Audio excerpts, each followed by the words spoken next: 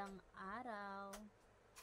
Ito pala yung plan para sa mga business plan, yung mga commercial na pagkakabitan dahil bukod po kasi yung residential na plan at saka commercial na plan. So ito po yung mga commercial na plan. Stable po yan. Yung mga internet niyan at saka malakas po yan. Kahit mga mababa lang na Mbps, malalakas po yan. Ayan. Yung mga establishment, katulad ng mga hardware, hospital, ano pa ba? Mga commercial. Tulad ng mga parlor, or boutique, or basta yung mga for business talaga pakakabitan siya. So, hindi siya allowed nakakabitan ng residential plan. So, ito yung pagpipilian na yan. Yan. Meron din siyang lock-in. 2 years lock-in din po siya at saka meron din siyang installation fee. Ang installation fee niyan is 5,000. So, yung 5,000 na yon, i-divide mo lang sa 24 months. So, magiging ano yung monthly mo dyan. I-calculate natin. So, 5,000 divide 24 months. So, ito yung magiging yun ang magiging ano nyo po, bali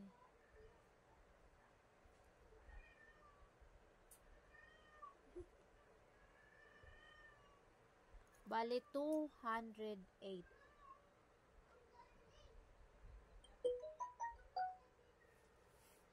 Nakita nyo ba? Parang medyo malaki.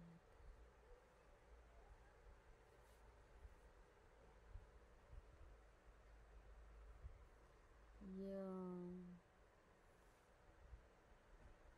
208 ang maidagdag sa plan. Halimbawa, 2,000. So, pag ginawin nyo po siyang staggered yung installation fee is magiging ano siya, 2,208.33 ang monthly fixed billing nyo po. Okay?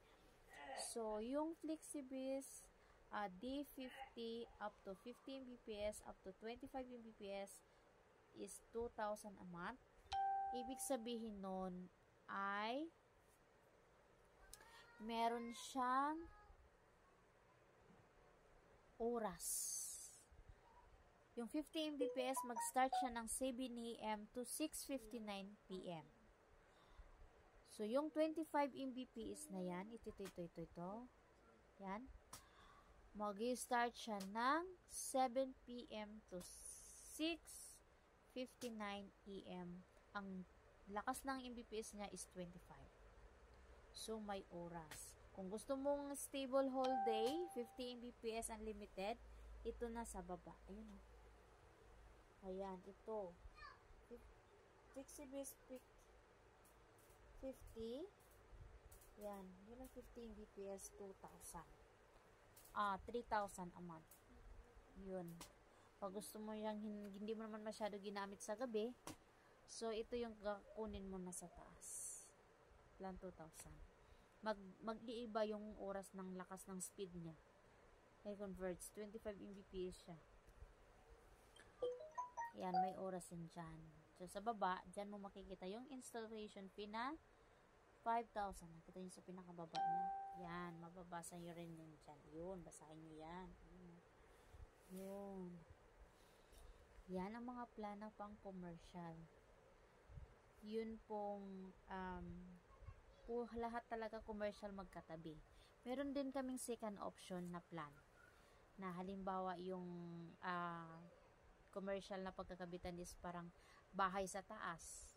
Yun. Or magkatabi bahay. Parang attached sa bahay na ibig sabihin. So, meron tayong plan na para dyan. Ito pa. Ayan na guys. So, ito na yung plan. Yung pang commercial na pagkakamitan na naka-attach siya sa bahay. Ayun. Pwede yung plan 1.5 up to 200 Mbps. Meron din tayong plan 1699 up to 300 Mbps na siya. Ayun, pwede yung dalawang option na yan na plan. Ang kailangan lang po natin, ang requirements for commercial is permit. Mayor's permit, BIR, DTI, yun. At saka 1 valid ID, at saka 1 selfie with ID, and 3 signature na may kasamang ID. Yun po yung mga kailangan natin sa commercial. Kailangan 2 documents talaga naka-attach. Halimbawa, DTI, may attachment po kayo doon na pwedeng barangay permit or mayor's permit, ganun. O, pwede siya doon. Tapos, BIR, ganun. Kung anong meron kayo, so, kasapin nyo na lang si agent. So, kung anong mga needed. Ayan. So, ang kagandahan po kasi dyan is unlimited siya. Ayun. Thank you so much. Yan ang commercial plan natin.